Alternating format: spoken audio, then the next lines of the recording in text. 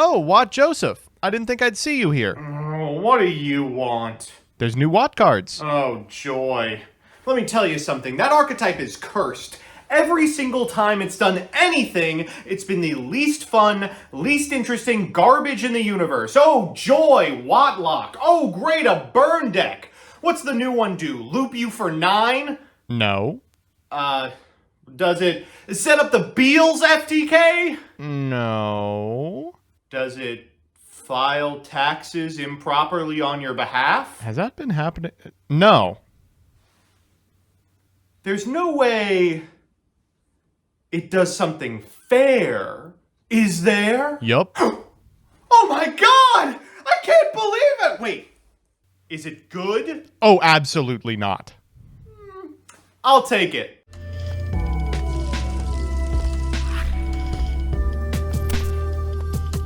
Good afternoon, Jank enthusiasts. I'm MBT, and this is 10-Minute Testing.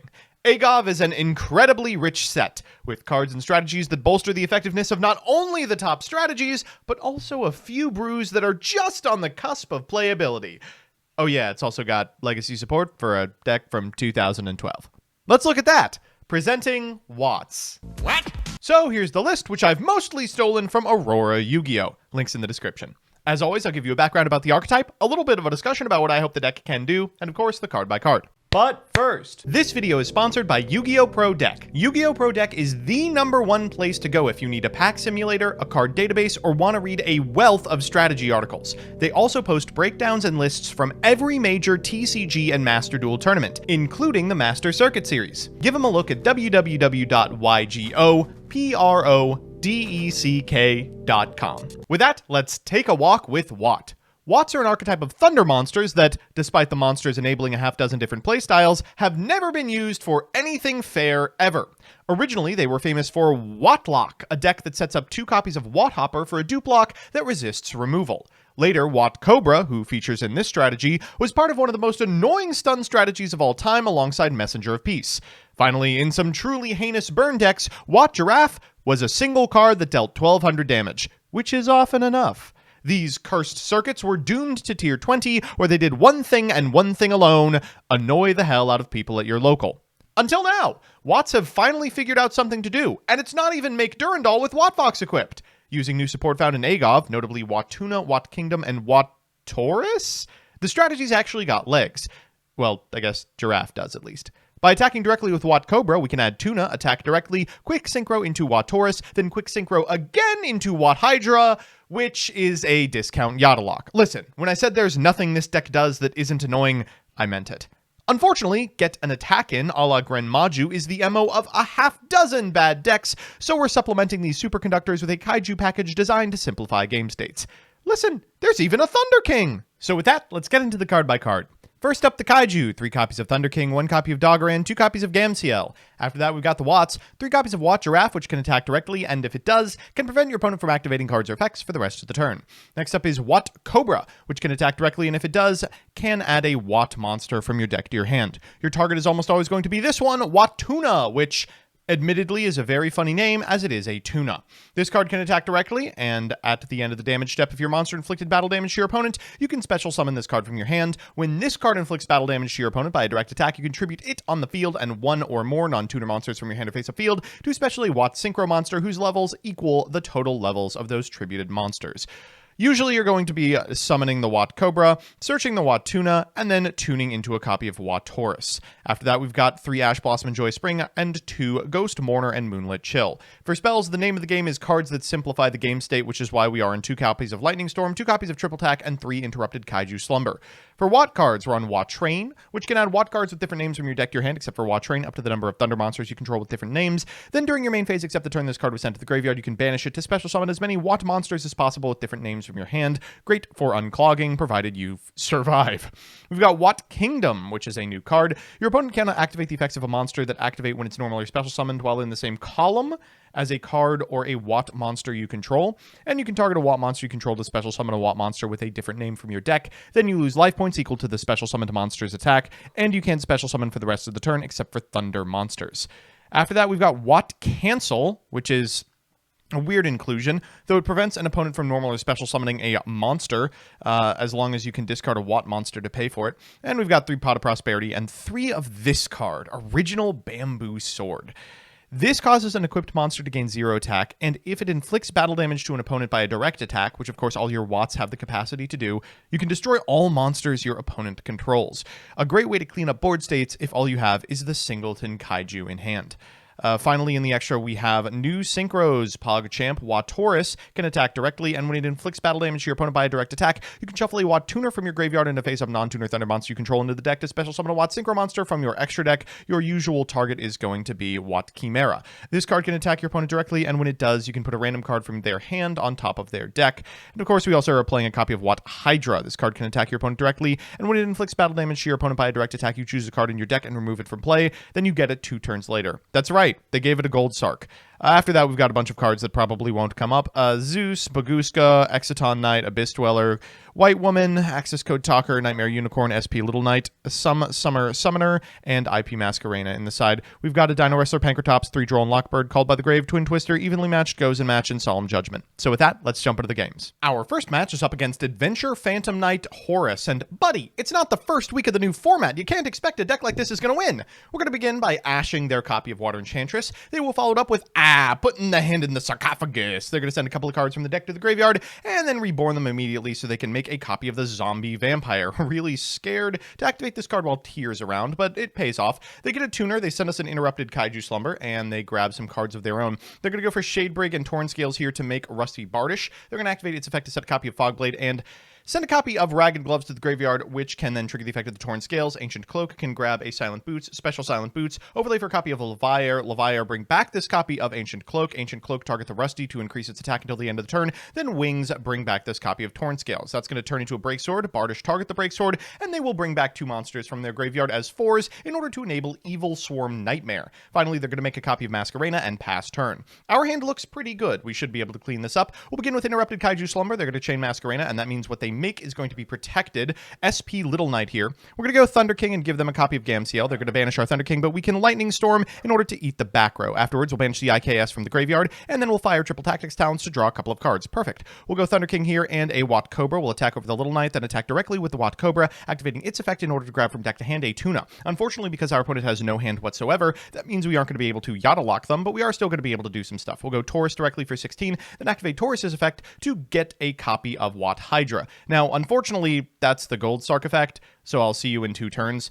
We have Watt Train as well, which draws us a couple of cards, and Watt Kingdom, which is going to enable us to lock our opponent's zones. We'll go for Watt Cobra, set a copy of Watt Cancel, and pass back to our opponent, who will go for Fogblade and End Step. That'll trigger the copy of Torn Scales, as well as the Rusty Bardish. They draw the literal best card in their deck, Rite of Aramasir, but we still should be favored from here. They're going to go Ancient Cloak to grab a copy of Silent Boots and Silent Boots, and this is the problem with this deck, is it really needs so many cards for setup. Its extra deck is pretty light. They're going to bring back 2 monsters off the effect of the Break Sword, and then afterwards they're going to make a copy of Dark, activate the effect of the Silent Boots for a Fogblade, and then activate the effect of the Torn Scales as well. They'll make an Access Code Talker, but we will Watt Cancel it. They'll go to the battle phase and walk over some of our monsters, but not all, and then they'll set 1 and pass. At this point, our opponent is so absolutely dead to so much, I think they forgot that they have Fogblade set. We take those. Our second match is up against, oh god, an actually good deck. If you're unfamiliar with Diabellstar Rescue Ace, you won't be soon. Our opponents going first are going to begin with a copy of Diabellstar. Our hand is pretty good. We just need them not to end on everything. They're going to go for a copy of Hydrant, and just the ability to wield this emergency offensively is so strong. They're going to go for Air Hoister here to get a copy of Alert, so they can go Emergency and Alert in order to grab from deck to hand an Impulse and from deck to field a Turbulence. They're going to fire off that Turbulence, and yeah, that's all of them. Afterwards, going to fire off 1 for 1, pitching this Impulse to grab a copy of Jet Synchron in order to make a Baron de Fleur before activating Hunter Fiend in order to draw a card, and it is a Hydrant. They're going to go for Rescue here to grab a copy of Impulse, set 1 and pass. We can cut them off of Rescue Aces at a point where they've already used Rescue, so maybe this is enough, but unfortunately the card in hand means that they'll be able to activate the Emergency, grab a copy of Air Hoister, pitch this copy of Fire Hydrant, and then extinguish one of our monsters and contain the other. Yeah, this is looking pretty over. We can special summon the Gamciel and make an SP Little Knight, but that's probably not enough. Our opponent's going to begin by activating Rescue Ace Headquarters, then proceeding to combat, walking over our monster, and then in main phase 2 activating effects so we can SP away, using Headquarters to shuffle back a whole bunch of really powerful cards, drawing a card, and what do you know, it's Rhoda. Okay, let's go next. So it's time for game 3, and you know what that means, a best of 3 versus meta. Our opponent's playing Tearlament, and their hand looks pretty bad, I'm not gonna lie. They're gonna begin with this copy of Sheeran. I guess we'll ash this. I mean, we're just kind of hoping that they bricked at this point, and they kind of have. They're gonna go Tier Cash, they're gonna activate the effect, milling themselves for 3, and unfortunately they do hit Merly. That's gonna enable them to go into a copy of Window with Hellshadal Hollow in hand, but that's pretty weak, especially because we have a Kaiju. We'll go Gamciel and Gamciel before firing off a Wat Kingdom. We're gonna normal summon this copy of Wat Cobra, then activate Wat Kingdom to get a copy of Giraffe from deck. We'll go to the battle phase and crash before getting in for 1,000, then triggering the effect of the Wat Cobra to get a copy of Tuna from our deck to our hand to our field, into Giraffe, into Tuna. Then we'll activate the effect of the Tuna in order to quick synchro into a Taurus. We'll get in with Taurus, and then afterwards we'll trigger Taurus in order to go into Hydra, and I hope you like the top card of your deck, because you're going to be seeing it again. Back goes the Beast, and we will pass turn. Our opponent draws for turn, we've bricked them, and they will concede. So it's time for game 2, and wow, at least this time we both bricked. Our opponents going first are going to begin with a copy of Diviner of the Herald. That's going to send from deck to graveyard. Ogido! We will Ash Blossom this, and they will triple tack. I'm hoping they pick... Oh, please pick my hand. You don't want to take a Wat Cobra? Come on! They're going to draw to set a Scream and pass. We're going to begin with a Wat Cobra. That Wat Train is a good pickup. It allows us to get a copy of Wat Kingdom, which enables us to summon from deck a copy of Giraffe. From here, we're going to go Giraffe Direct, lock everything, and then we can summon the Wat Tuna from our hand as well. Wat Cobra Direct, which gets us a Giraffe for next turn, and then Wat Tuna Direct, which enables a quick synchro. We're going to trigger the effect of the Wat Tuna to go into a Wat Taurus, then we'll activate the effect of the Wat Taurus in order to synchro summon a copy of Wat Hydra. I'm feeling really good because they, of course, are bricked to some degree, so taking a card from their hand and putting it back on top of the deck increases the likelihood they'll have nothing to do. Unfortunately, they have Rhino Heart in hand. Another normal really does unlock this grip, and they hit God Mills off of this Scream. That is Tier Cash and a Scream, which enables them to get a Tearlament card from deck to hand to trigger the Rhino in a new chain alongside the Kaleido Heart, shuffling back our back row.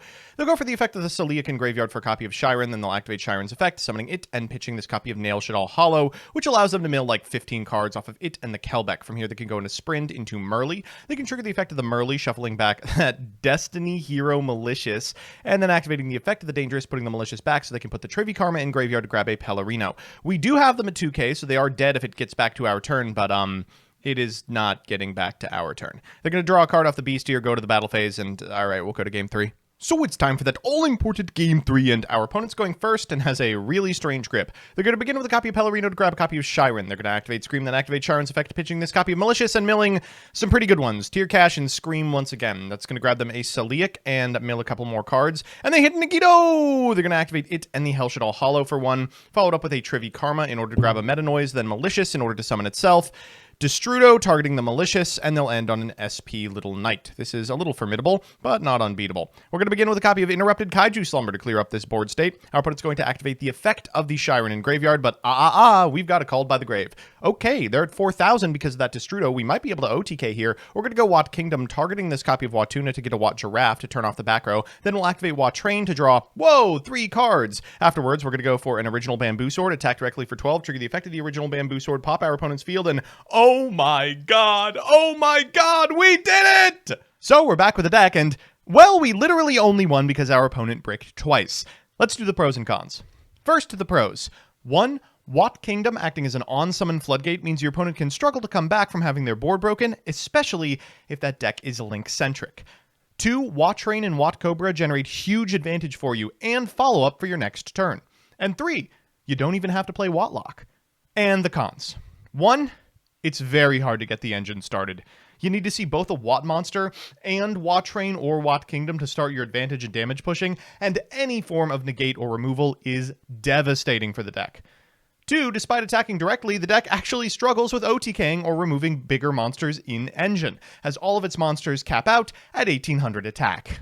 And 3, it can't OTK at all.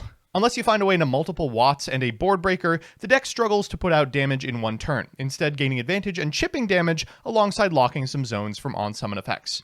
Overall, the deck looks a lot less like Nikolai Tesla and a lot more like Musk's Tesla. That doesn't mean you can't play it at locals, but you won't see me driving a Cybertruck to a competitive REL event. Thanks so much for watching. A huge shouts out to all of my patrons, but specifically Elena Tincher, Alex Perea, Allison Elliott, Bacon for Hire, Brett Henry, Kenor, Da Bears, Darkmaster Zork, Derpin Dragon, DJ Elephant, John Piet, Jordan Kuntz, King Magic Ruler, Knight Mary, Legal Rights, Lockstone, Luis Hernandez, Matthew M. Derezzo, MBT Play Madolce, Melfi Stan, Mike Carlotti, Puffins of Doom, Rose Lapine, Solar Flare the Ricka Queen, Storm King 01, Troy Says By Erasure is Gay, Vincent Storm, Who's Nick, Wonder Waffle, Yuki, and Your Socks Are Moist Again. Couldn't do it without you.